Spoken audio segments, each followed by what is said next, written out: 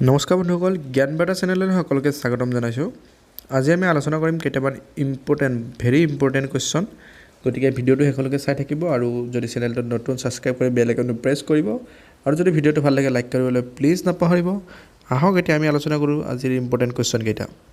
আজি আমি প্ৰথম প্ৰশ্নটো আমাৰ আলোচনা কৰিবলৈ ওলাইছোঁ আৰু যোৱাকালি আমি কেইটামান প্ৰশ্ন আলোচনা কৰিছিলোঁ, তাৰ লগত এটা প্ৰশ্নও দিছিলোঁ আপোনালোকক ছল্ভ কৰিবলৈ। বহুতে শুদ্ধ উত্তৰ কৰিছে, তাৰ বাবে সকলোকে ধন্যবাদ জ্ঞাপন কৰিছোঁ।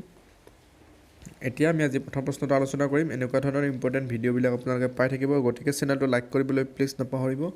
প্ৰথম প্ৰশ্নটো হ'ল আজি, who is the father of golden revolution in India? ইয়াৰ শুদ্ধ উত্তৰ কোনটো হ'ব? Option number 2। 2টো হ'ব আমাৰ শুদ্ধ এনচাৰ। নিৰপেক্ষ টুটেছ হ'ল আমাৰ গল্ডেন ৰিভলিউশ্যনৰ ফাদাৰ। আপোনালোকে নিশ্চয় জানে এইটো।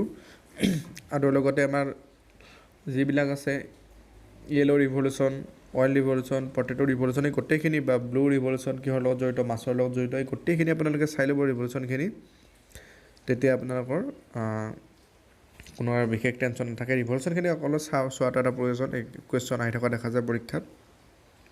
ইয়াৰ পিছৰ প্ৰশ্নটো হ'ল, ভাৰতৰ কোনখন ৰাজ্যই প্ৰথমবাৰৰ বাবে red list of bird data তৈয়াৰ কৰিছে? ৰেড লিষ্ট অফ বাৰ্ড কোনখন ৰাজ্যই তৈয়াৰ কৰিছে? এইটো এটা ইম্পৰ্টেণ্ট প্ৰশ্ন। এইটো 27 তাৰিখে নেকি, 27 জুনত প্ৰকাশ পাইছিল দ্য হিন্দুত। গতিকে এইটো বহুত ইম্পৰ্টেণ্ট। এনেকুৱা কুৱেশ্যন এইবাৰ কোনোবা নহয় কোনোবা এক্সামততো এইটো আহিবই 100%। ইয়াৰ শুদ্ধ উত্তৰ হ'ব কেৰেলাই red list of bird data তৈয়াৰ কৰিছে। আমাৰ যেনেকুৱা ৰেড বুক অফ ডাটা থাকে, ৰেড বুক ডাটা আমাৰ গোটেই দুষ্প্ৰাপ্য প্ৰাণীসকলৰ নাম তাত থাকে ৰেড বুক অফ ডাটা। কিন্তু কেৰেলাই কি কৰিব? কেৰেলা গভে ইয়াতে এই চৰাইখিনিৰ কাৰণে, অকল এই চৰাইখিনিৰ কাৰণেহে কৰিছে। মানে চৰাইখিনিৰ যিসকল দুষ্প্ৰাপ্য চৰাই আছে বা কোনো ধৰণৰ মানে ক'ত পোৱা যায়, কেনেকৈ ক'ত থাকে, এইখিনি গোটেই ডিটেইলছ ৰাখিব, যাতে ভৱিষ্যতে আমাৰ এইখিনি সংৰক্ষণ কৰিবলৈ সুবিধা হয়। ইয়াৰ পিছৰ প্ৰশ্নটো আহিল,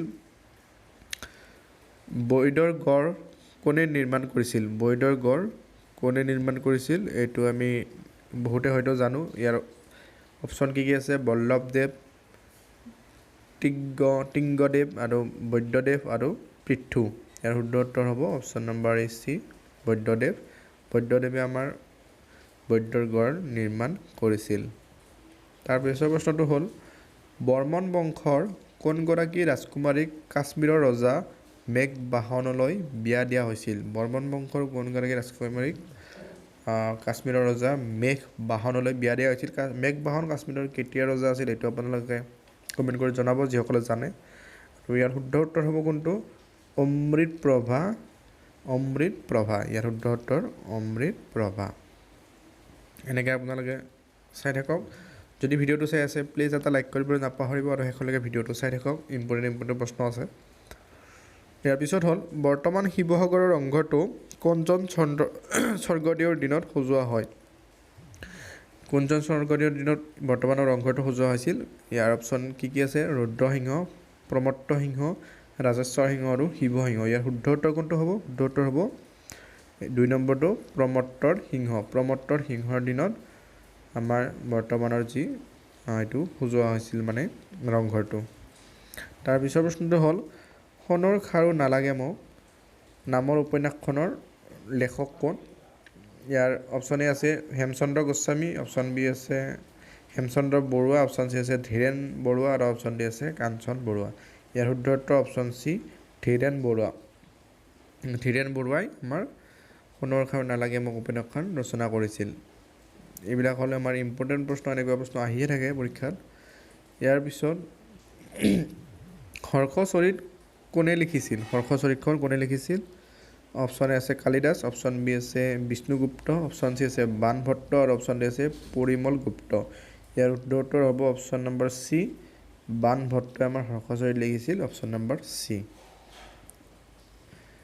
তাৰপিছত এইটো এটা ইম্পৰ্টেণ্ট প্ৰশ্ন, তলৰ কোনখন ৰাজ্য ভাৰতীয় সংবিধানৰ 6ষ্ঠ অনুসূচীত অন্তৰ্ভুক্ত নহয়? আমাৰ 6ষ্ঠ অনুসূচীত কোনখন ৰাজ্য অন্তৰ্ভুক্ত নহয় সুধিছে। মেঘালয়, ত্ৰিপুৰা, মিজোৰাম, মণিপুৰ। ইয়াৰে কোনখন নহয়? ইয়াৰ শুদ্ধ উত্তৰ হ'ল মণিপুৰ। মণিপুৰখন আমাৰ 6ষ্ঠ অনুসূচীত অন্তৰ্ভুক্ত নহয় আৰু কোন কেইখন হয় আমি নৰ্থ ইষ্টৰ ষ্টেট আমি কোন কেইখন হয় জানোনে আমি জানো আমাৰ এ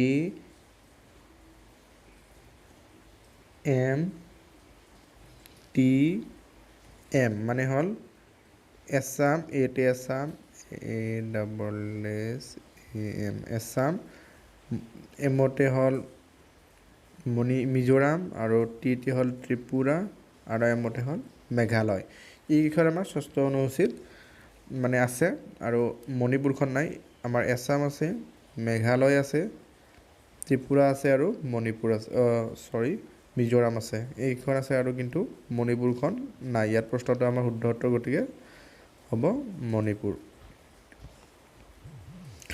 ইয়াৰ পিছত 2022 চনৰ ইণ্ডোনেছিয়া মাষ্টাৰ বেডমিণ্টনত পুৰুষৰ একক খিতাপ কোনে লাভ কৰিছিল ইয়াৰ শুদ্ধ উত্তৰ কোনটো হ'ব অপশ্যন এ বি ক খ গ ঘ দিয়া আছে ইয়াৰ শুদ্ধ উত্তৰ হ'ব ক ভিক্টৰ এক্সেলচন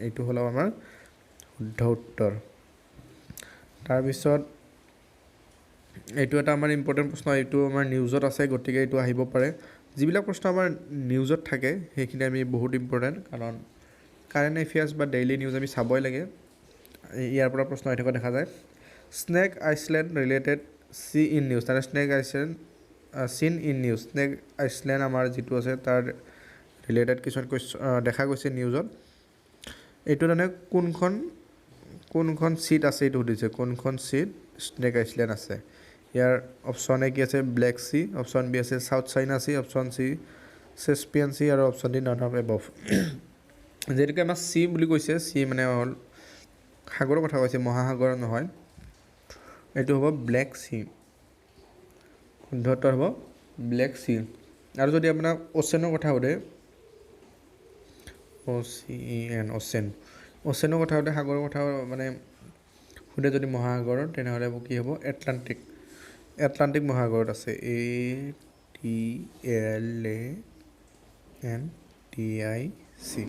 ATLANTIC আমাৰ এটলাণ্টিক মহাসাগৰ এইটো স্নেক আইলেণ্ডটো আছে এইখিনি আমি জানিব লাগিব এডিশ্যনেল ইনফৰমেশ্যন আজি এইটো আপোনালোকক কুৱেশ্যন দিছোঁ এইটো কৰিব চেষ্টা কৰক তলৰ কোনটো প্ৰাণীৰ জীৱনকাল সৰ্বাধিক ইয়াৰ ঘৰিয়াল কুকুৰ কাছ নে হাতী এইটো একদম সহজ এইটো নিশ্চয় পাৰিব এইটো আপোনালোকে কৰিবলৈ চেষ্টা কৰক ইয়াৰ পিছত যোৱাকালি আমি এইটো কুৱেশ্যন দিছিলোঁ কোনখন চহৰক অসমৰ সাংস্কৃতিক ৰাজধানী বুলি কোৱা হয় ইয়াৰ শুদ্ধ উত্তৰ কৰিছে সকলোৱে যোৰহাটক অসমৰ সাংস্কৃতিক ৰাজধানী বুলি কোৱা হয় তাৰপিছত এইটো চাওক ইয়াতে আছে কেৰেলা ফাৰ্ষ্ট ষ্টেট কেৰেলা হ'ল আমাৰ ফাৰ্ষ্ট ষ্টেট কি কৰিছে মানে তো ৰেড লিষ্ট অফ বাৰ্ড যিটো আমাৰ ৰেড লিষ্ট বনাব সেইটোৰ কেৰেলা আমাৰ ফাৰ্ষ্ট ষ্টেট হৈছে এইটো ইম্পৰ্টেণ্ট একদম আহিব পাৰে ইম্পৰ্টেণ্ট প্ৰশ্ন গতিকে সেইটো মনত ৰাখিব ভাল কৰি গতিকে বন্ধুসকল যদি ভিডিঅ'টো চাই আছে সকলোকে লাইক কৰিবলৈ প্লিজ নাপাহৰিব আজিলৈ ভিডিঅ'টো মানে বাই